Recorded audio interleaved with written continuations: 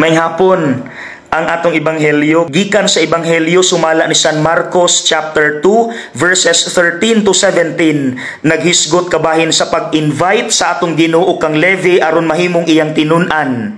Take note, si Levi tax collector, dato hayahay, pero luoy di ay sila sa ilang mga kapwa Hudeo, kay giisip di ay sila nga mga traidor ug makasasala. Nagtrabaho manggod sila sa Roman government nga maoy nagsakop nila pero bati ang dinalhan, so they were condemned as sinners. Luoy.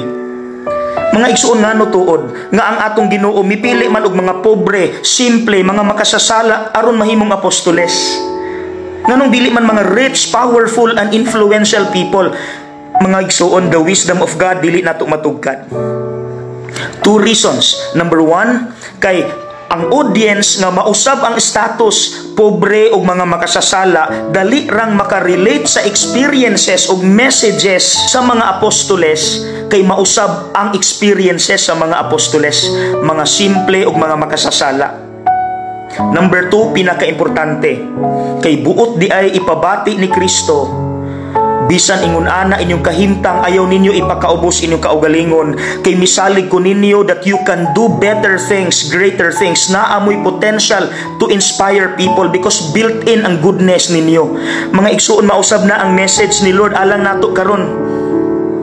Dili unta ta magpadala sa mentalidad nga kita gipakaubos nato atong kaugalingon kay makasasala ta. Why are we here in this world? Because God trusts us that we also have the capacity and the potential to inspire people to do good, not just good, better and greater things for heaven.